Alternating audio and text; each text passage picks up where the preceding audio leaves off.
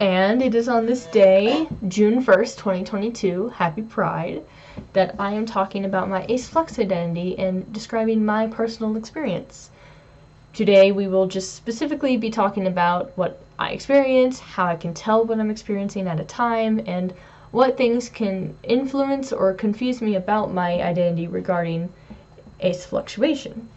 And so, to get started, what is my experience?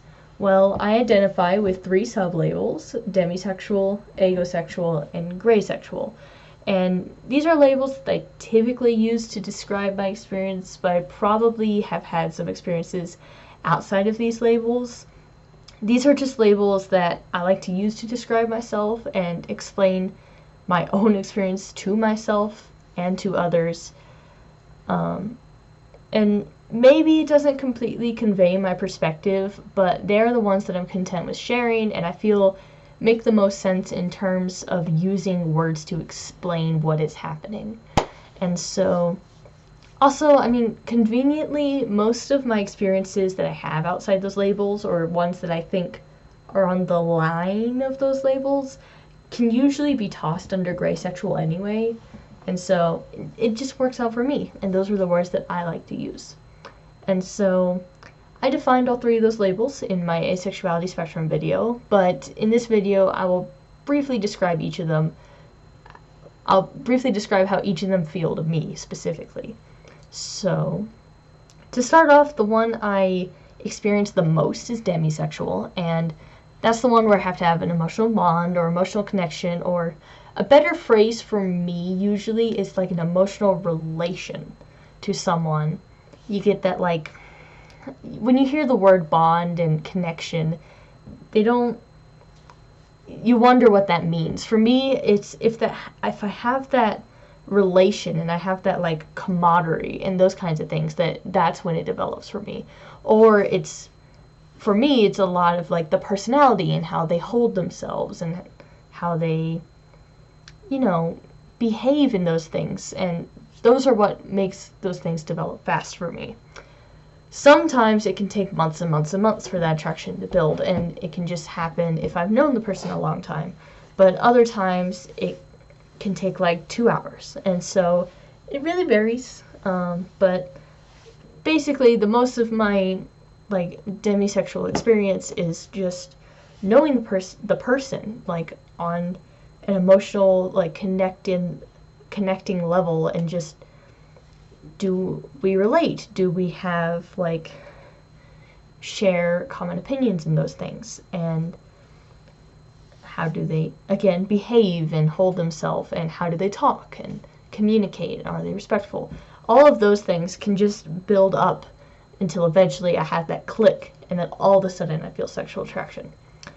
The reason that is different from being allosexual, to again cover this very quick, is that allosexual people, for example, can look at someone, like an actor, and just immediately be like, they're hot. And I will say, yes, there is aesthetic attraction, and that is something I will cover in another video. But setting aesthetic attraction aside, there are allosexual people that can look at an actor and be like, they're hot in a, like, sexual attraction way.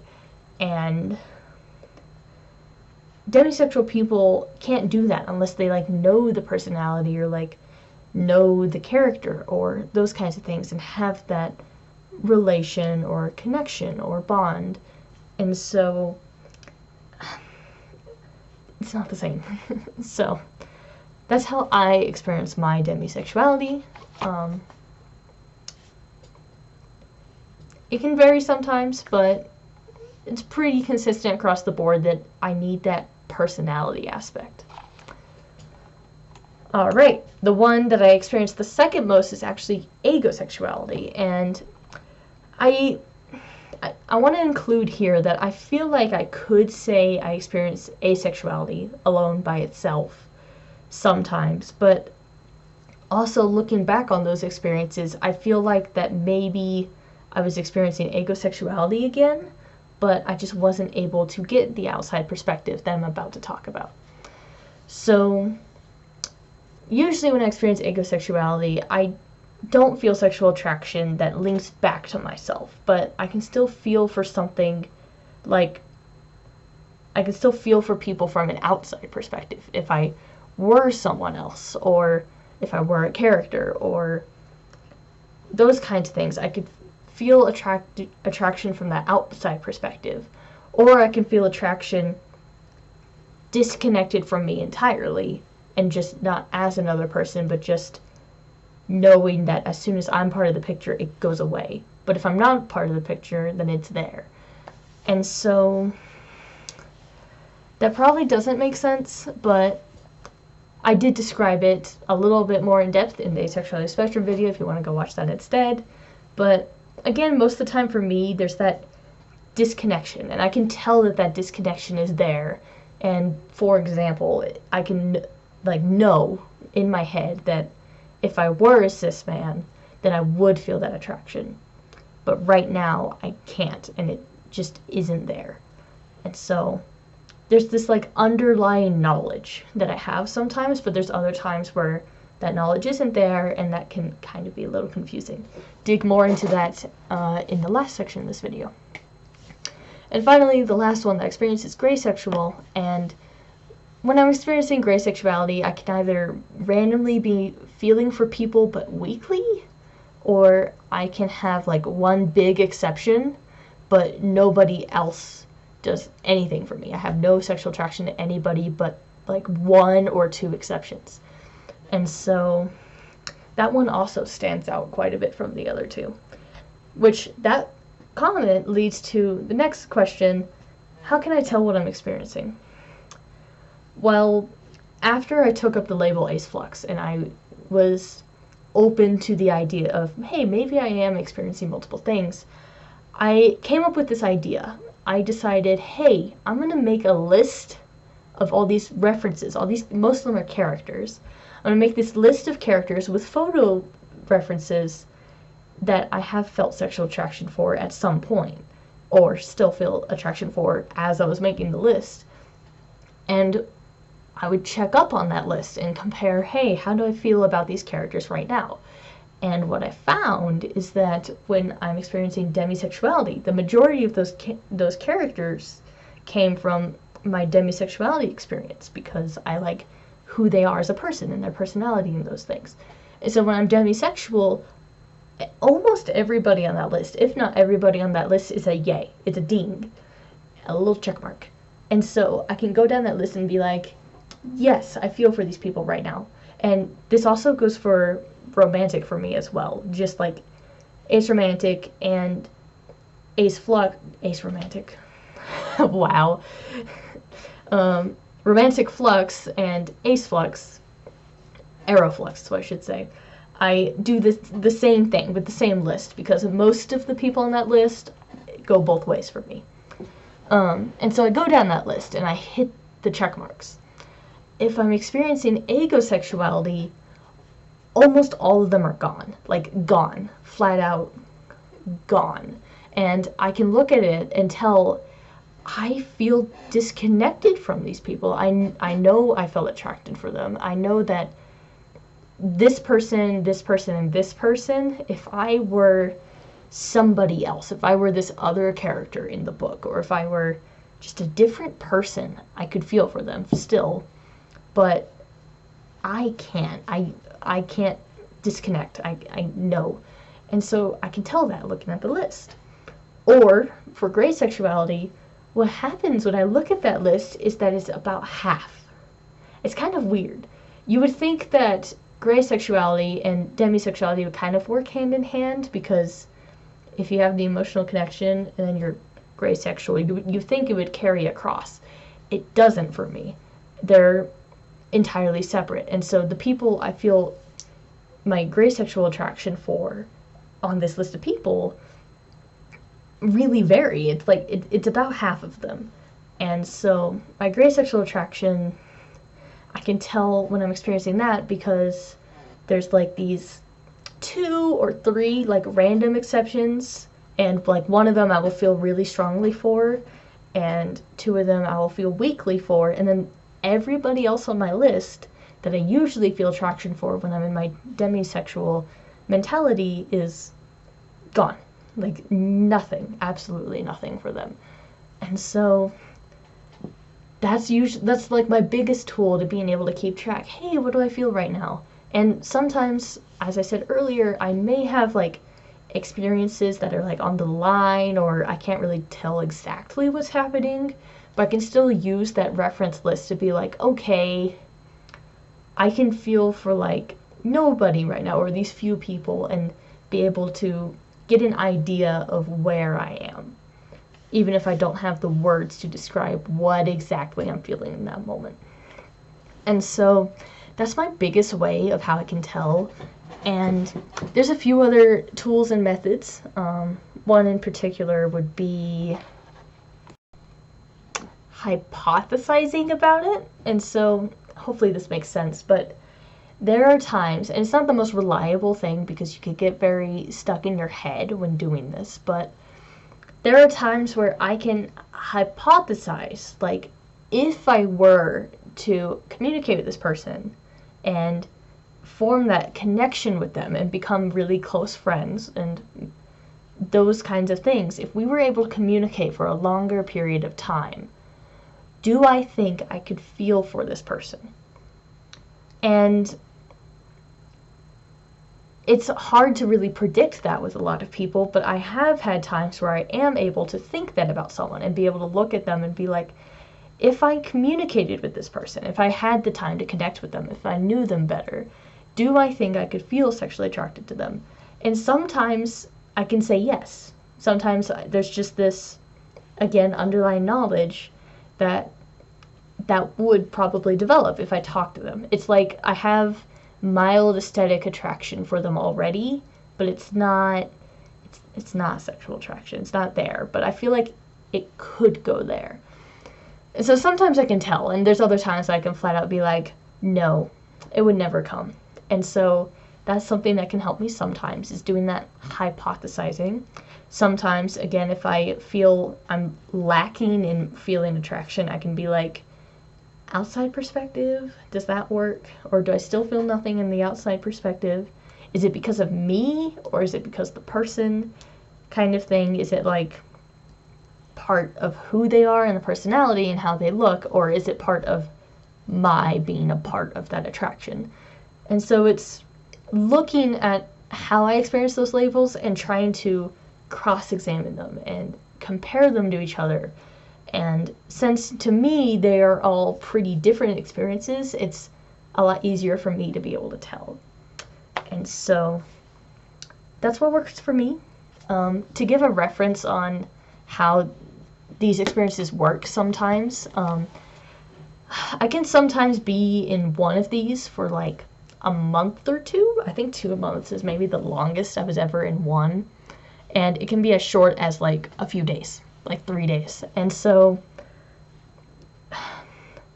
it really varies. Right now I'm in a Greysexual mentality, which is the rarest of the three, and it's always interesting when it comes about because it's the one I've had the least time to like reflect on and compare people in, and so I'm spending this time being like exploring it and being like, do I know? It's kind of interesting, but right now I'm in a Greysexual kind of experience, and I have been in this experience since last Wednesday. But last Wednesday, I was in an Aegosexual experience for 2 weeks, and then before that, I was in a Demisexual experience for 1 month, about almost a month, not quite. And so it's interesting to keep track of like the schedule that's going on here. There's no pattern, there's no triggers. I've looked deeply for like, are there triggers or a pattern? And there really isn't. It just comes about randomly for me, and it's just kind of riding the wave when it happens. One of the things, and this kind of leads into the last section for this video, one of the things I want to say about that is that it can be very jarring and confusing sometimes. I had one experience, and this experience was a big deal to me because this was the first time I ever felt sexual attraction for someone in person that I met, like a person in real life that I shook hands with, you know? And so I met this person and I felt attraction like pretty quick after I got like a grasp of their personality, and I felt that I was in a demisexual kind of mindset at the time. And I was talking to them and I was like having this elation that I was like actually feeling something for once, you know? I'm sure some asexual spectrum people understand what I mean by that. But I was having this elation, and, you know, I went back and I was like reflecting on it because I was like, whoa, this just happened. And I was so excited. And then a few, like, not 1 to 2 hours later, it was just gone. It evaporated, like, immediately.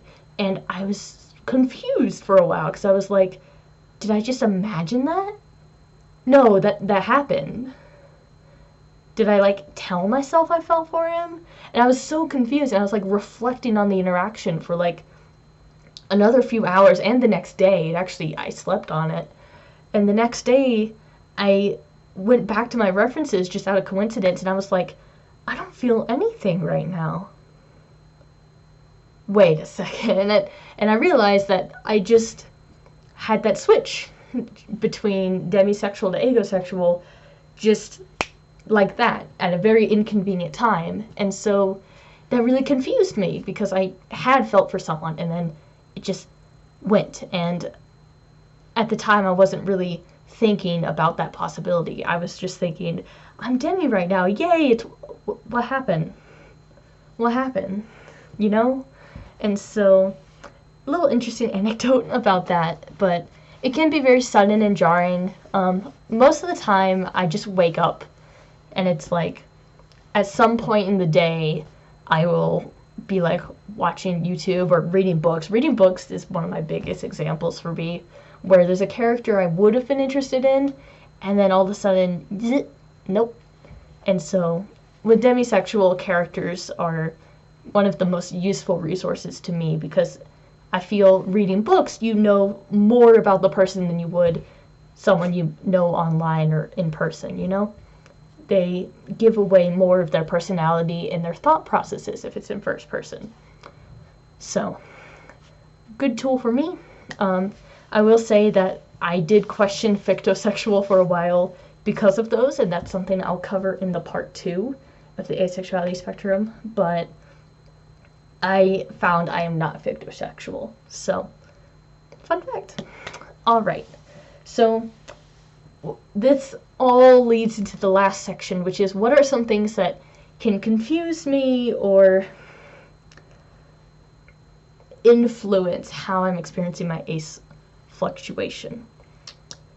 The biggest thing, there's two big things, but the bigger of the two is sex repulsion, and that's one of the things that caused me to struggle the most with finding this identity. I thought I was demisexual for years. I came out to my parents as demisexual actually like almost 2 years, year and a half? We'll say a year and a half ago.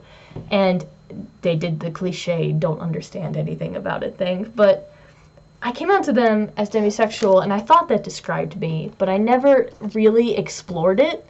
I didn't really feel for most anybody except for a few characters, so I was just like, that's how I feel.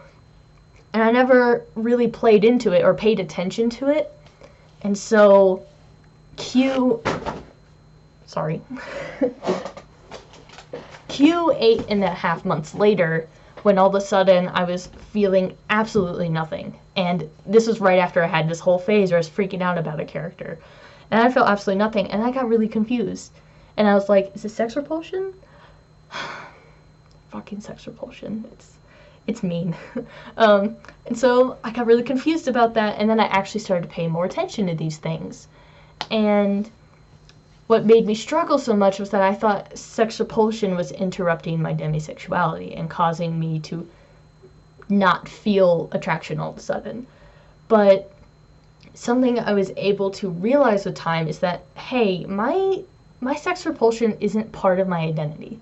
It isn't part of how I experience attraction. It's just this outside factor that sweeps in. It doesn't make me not feel attraction, you know? And so maybe not all people that experience sex repulsion feel that way. And something I should say is that my sex repulsion fluctuates.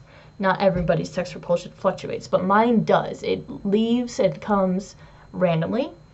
And it's something I've been able to recognize as something outside, something foreign. And so when I am in a demisexual mentality and then I feel sex repulsion, I'm able to still realize, hey, this person's personality still stands out to me. It's just I'm repulsed by the idea of attraction, like sexual related activity or attraction right now. And so I know I feel that way, but I feel iffy about it. And that's how I can tell now that I know that that's what's happening. But before, I was able to reflect on that and like take up the Ace Flux label and be on the lookout for that kind of thing. I wasn't able to distinguish that, and I thought that was just part of, like, I thought that sex repulsion made me ace. And again, with time, I was able to realize, you know what? No, sex repulsion not only is not part of my identity for me, but it's also something that I can get rid of, something I can work on.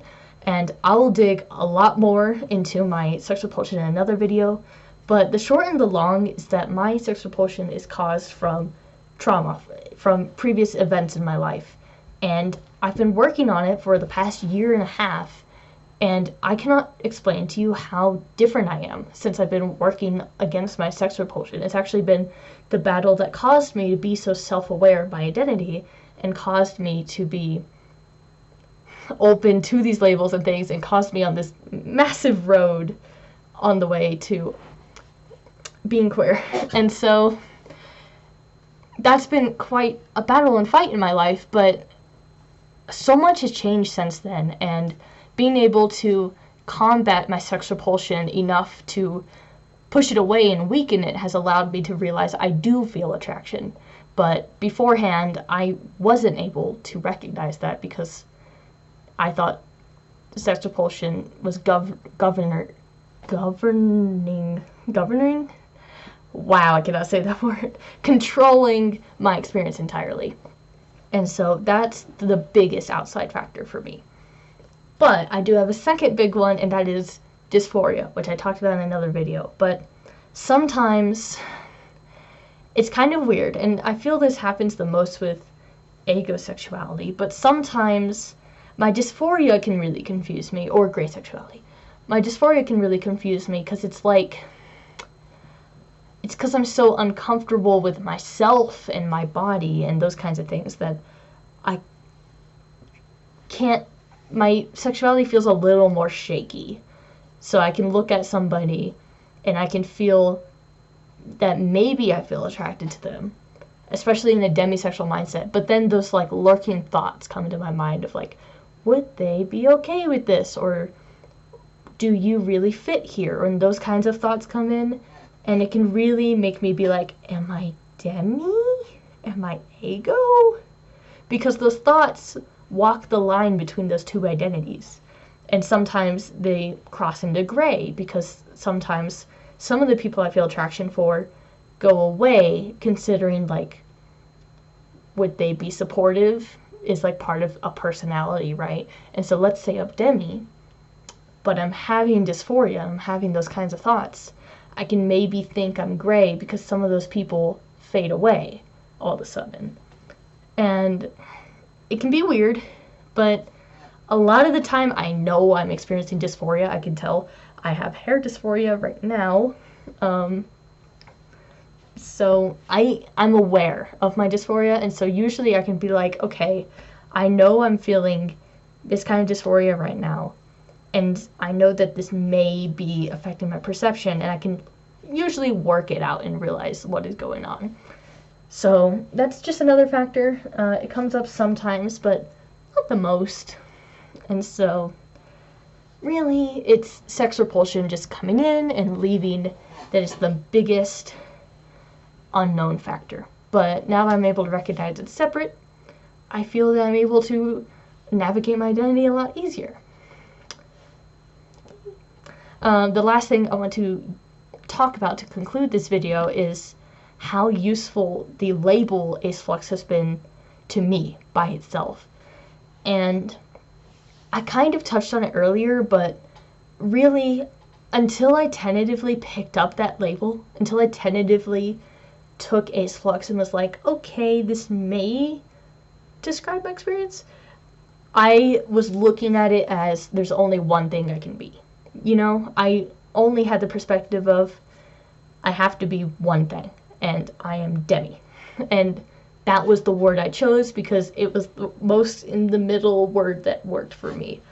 But when I tentatively took up Aseflux because I was so confused about what I was feeling, and I was having sexual repulsion coming in, and I was having all these different experiences, in that confusion, I reached out for this label, and I took it up, and I recognized that I needed to change my view, change my perspective. And what I did was I recognized, hey, if I'm going to use the label Aseflux, I have to look out for the fluctuations. I have to be aware and know, hey, did something change, to be able to know if the label fits. And as soon as I had that very first clear one after I made my list, I was able to be like, oh, this does work for me. And at that time, I was able to be like, okay, Demi does describe the majority of my experience, but I am experiencing ego right now. And so I was able to write that down and take note. I experienced Demi and ego. And as I went onward, and I was on the lookout for different experiences apart from those, I was able to find, hey, I did have this other experience that was Greysexual, and I was able to add that to the list because I was looking for those kinds of things.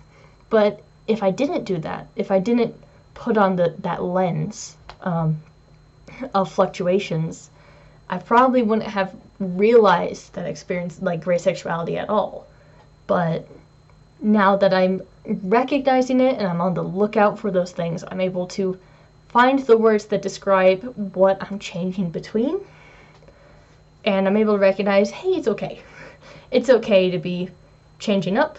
It's fine. It's not permanent for me. It all switches up, and I actually kind of find comfort in it sometimes, in a very weird, backwards way. It's kind of nice to be able to keep track and know what I'm experiencing. Yes, sometimes I will admit I wish there was just one thing and it wasn't constantly changing, but at the same time, being able to know myself better is, I think, more helpful to me and positive to me in the long run. And so I'm glad to have this label and these sub-labels to describe myself, even if it is maybe more complicated or harder to explain to people. It really explains what I experience and who I am. And so that is my Aseflux story. I hope y'all have a good Pride Month, and I will see you all later. Goodbye.